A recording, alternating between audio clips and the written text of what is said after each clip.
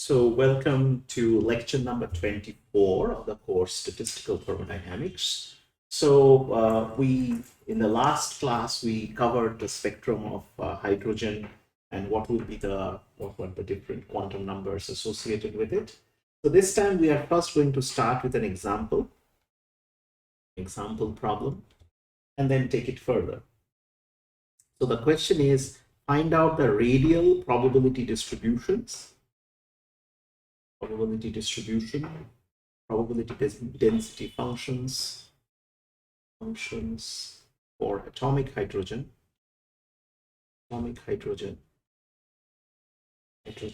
corresponding to A, n equal to 1, L equal to 0, M equal to 0, B, okay, n equal to 2, L equal to 1, M equal to 0, and C, plot the probability, the PDF for these two cases, or both cases on a single graph.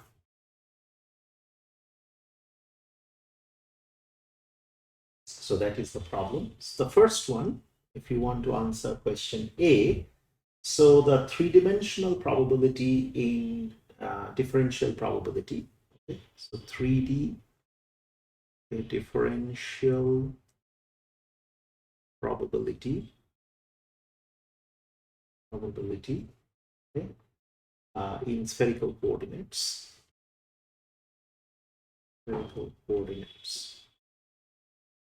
Coordinate given as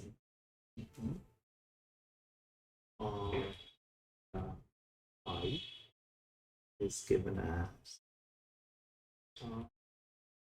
the wave function square theta dr d theta phi, right? It's the differential probability spherical coordinate for a volume element. Okay, so the radial differential probability, now how can we get to the radial differential probability? You just have to integrate out theta and phi. The radial differential probability can be obtained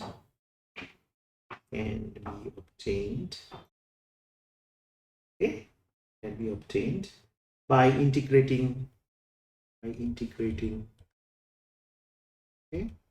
over theta and phi angles, correct? That is what it is. So dp r comma theta comma phi. Okay. Let me write it one more time. This is psi r square theta d theta d phi. Okay. Now, therefore, dpr becomes, if you integrate out the other two variations, 0 to 2 pi, 0 to pi, pi star psi square sine theta dr theta d phi. Okay, so this is the radial differential probability, okay, which is attained by integrating out theta and phi, right? So for n equal to 1, L equal to 0, M equal to 0, okay, we can obtain, and you can look up the table in this particular case, the tables that we just now did.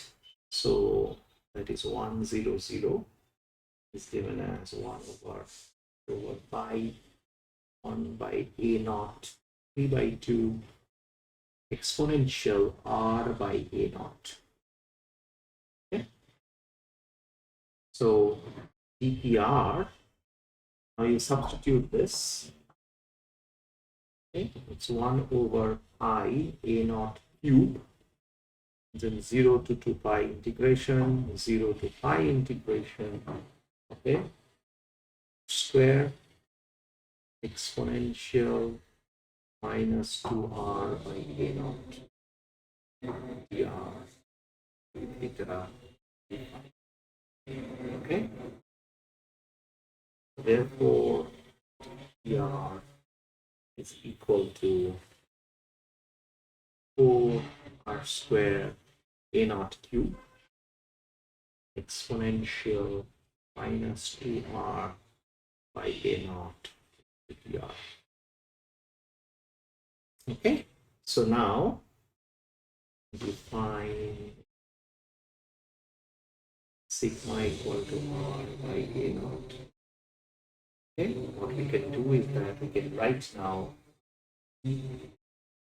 means sigma equal to some f sigma into d sigma. Okay, where f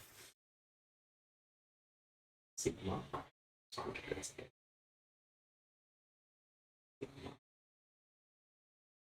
equal to 4 sigma square exponential 2 sigma.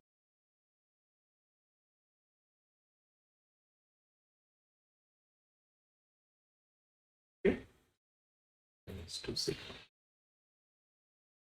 Okay. Similarly, so this is the first expression. Similarly, for say n equal to 2, which was the other condition, L equal to 1, M equal to 0 case, okay, what will happen is this would be psi 210. Again, you can look up on the table 4 by 2 pi, okay, 1 by a naught 3 by 2 r by a naught exponential minus r by 2 a naught into cos theta. So this is the other expression. Okay, so similarly, thus dpr becomes for 32 pi a naught cube 0 to 2 pi 0 to r square r by a naught cube exponential minus r by a naught dr cos square theta a sin theta d theta, okay, which is equal to now r square by 24 a naught cube r by a naught square and exponential minus r a naught. Yeah.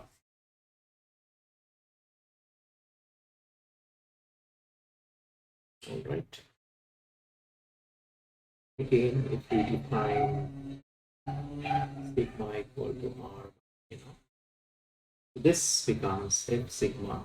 In this case, becomes sigma to the power of 4, 24 exponential minus sigma. So this would be the two expressions for the two, right? Okay. Minus sigma. This is sigma. Okay. So now we are in a position to plot the two cases. Okay. So this is sigma on this axis. We will f sigma here. Let's put some numbers. This is 0. This is 2. This is 4. 6, 8, 10, 12, 14, and then you have 0 here, 0.1, 0.2, and about 0.6, 6 here. Okay, so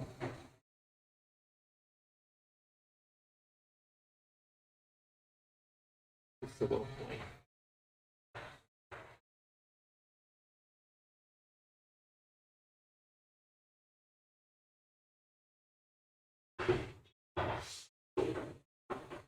something like that.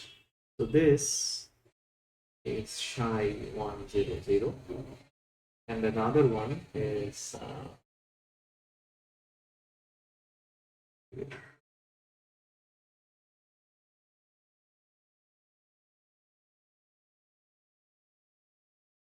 like this, which is psi 210. Okay, so this is, if you plot the two functions, it will be like that. Now, as expected, the probable radius is significantly smaller. So note, probable radius, radial spread, basically, spread is significantly smaller. Okay, is significantly smaller when n equal to 1 compared to n equal to 2. Okay. So the uncertainty in the position, therefore this means uncertainty in the position of the electron is much lower, okay, is much lower for n equal to 1 case.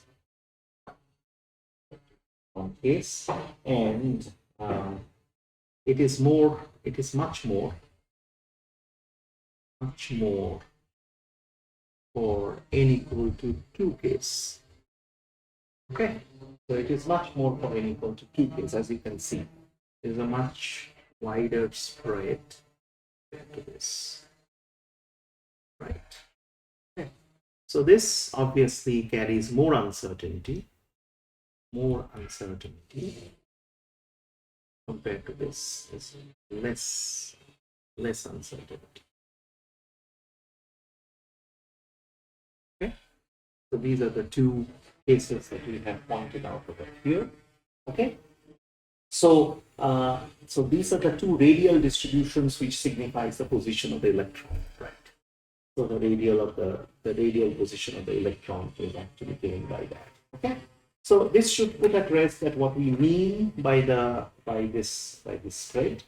So also one other thing to note over here, okay, and this time this is beyond the example now, that if you now relook at equation, which is this, EL is given by EL by HC, which is equal to minus mu e to the power of 4 divided by h psi naught square c h cube into 1 over n square.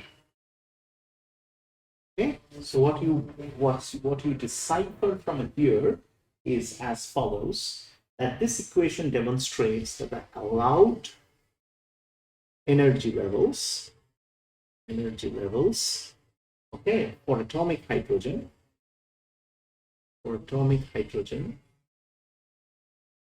is solely determined,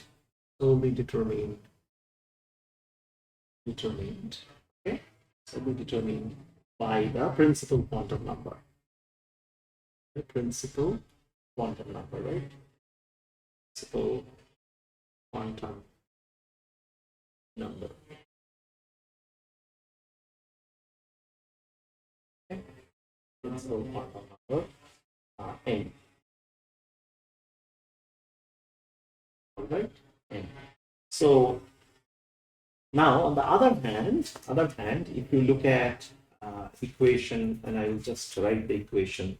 If you write NLM, this was the total wave function, is R theta phi. That is given as RNL rho and Y M L theta comma phi. Okay, so that was the other wave function. That was the complete wave function for the hydrogen. Now, if you look at that particular wave function, the associated wave function, this wave function is a function of both orbital um, angular momentum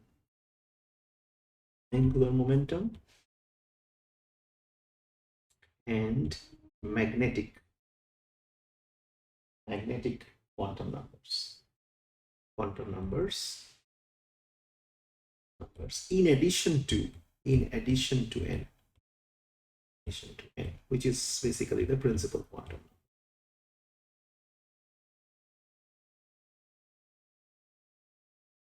Right? Okay. So hence, the possible values of L and M corresponding to any particular value of N must generally define the degeneracy. So for N, you will have a possible values of L and M, right? So these together should determine the degeneracy for any given N,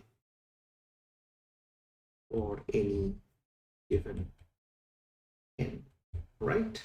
So these are like the energy states that we learned previously. Okay, so now we know M is equal to 0 plus minus 1 plus minus 2 up to plus minus L, and L is equal to 0 1 2 n minus 1. These two we know, right? So the electronic degeneracy, therefore, is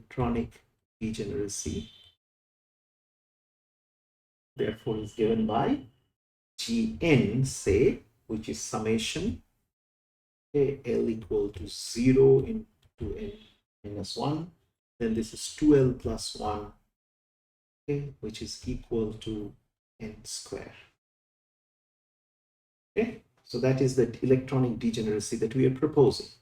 There is, however, a fatal flaw in this, okay, because this is incorrect.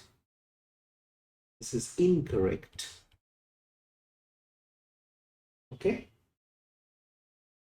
due to Pauli's exclusion principle.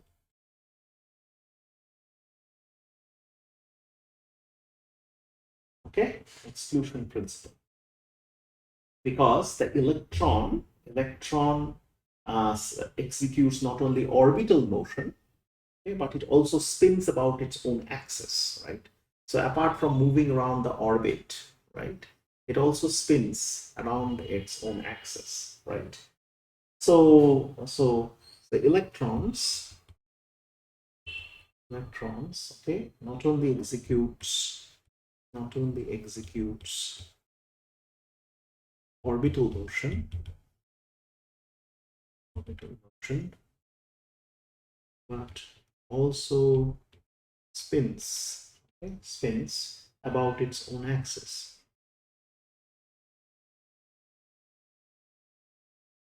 Okay, so this intrinsic spin, okay, is also if you account for the spin, then you could also explain what we call the Stern-Gerlach experiment. So what the Stern-Gerlach experiment actually did? Gerlach experiment. So what happened was that a beam of silver atoms, it's like a beam of silver atoms, okay, could be split into two beams by a magnetic field. Split into two beams by an inhomogeneous magnetic field.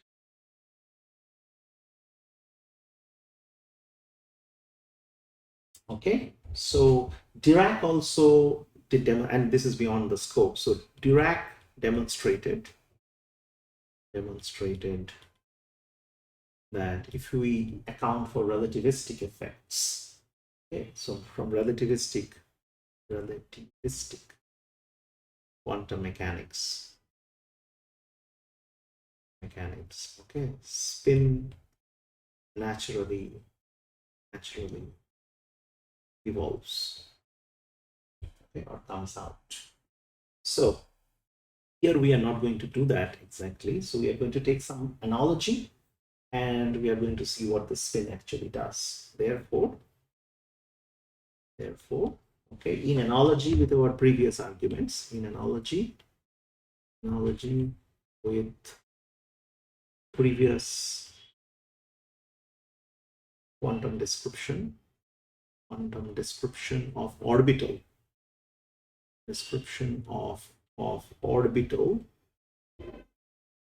orbital angular momentum,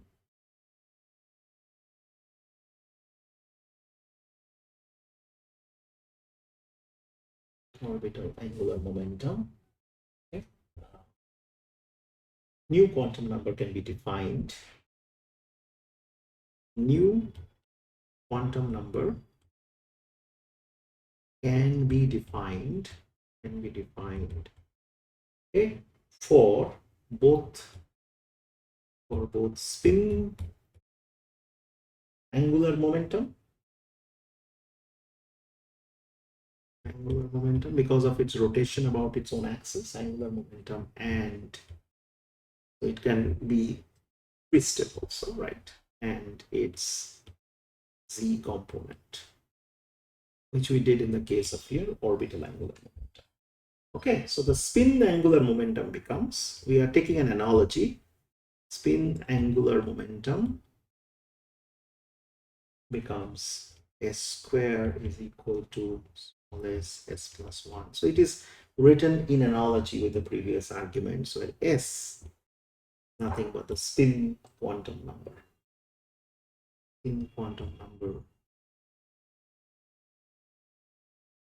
For an electron.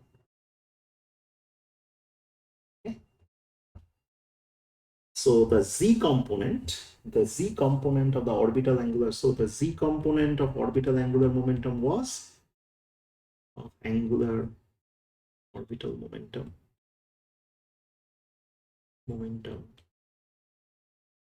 was basically Lz equal to ml into h bar, where ml was the orbital magnetic quantum number.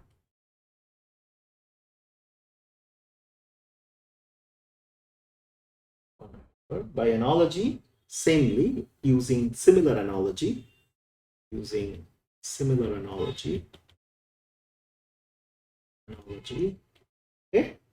we have the z component of the spin quantum number. So this is the z component of spin quantum number as ms into h bar, where ms is called the spin magnetic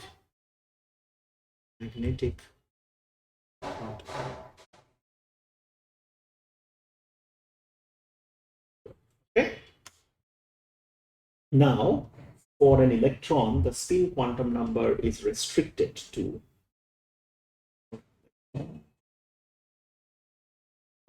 the spin quantum number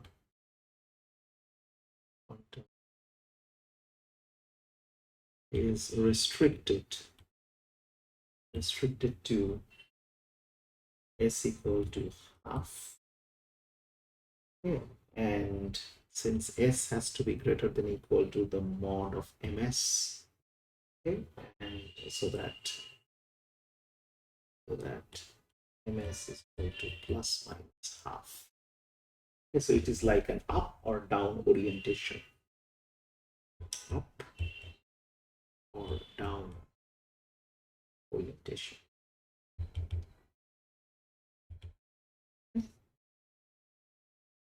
And this also satisfies the Pauli's exclusion principle, because no two electrons therefore will have all the four quantum numbers to be the same.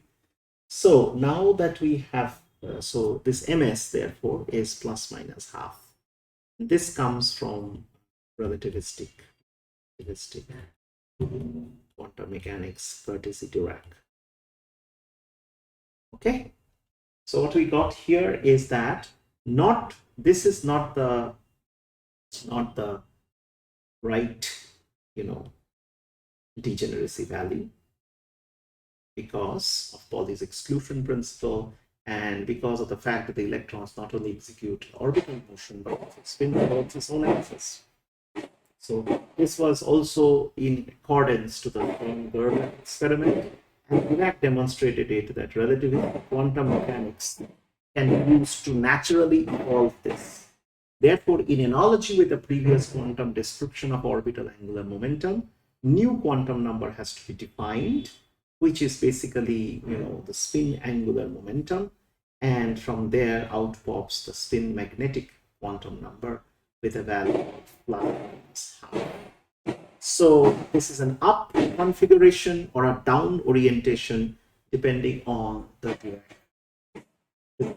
Depending on how you look at it. So in the next class, what we are going to do, we are going to then look at multi-electron species and also what does the quantum numbers all designate. Okay, we have now got 4 quantum numbers altogether. 4 quantum numbers. What are they? Just a recap of what are those 4 quantum numbers. And if we now go to a multi-electron species kind of a system, okay, can we just use the same set of equations to describe it? Okay, so that is what we are going to do in the next class.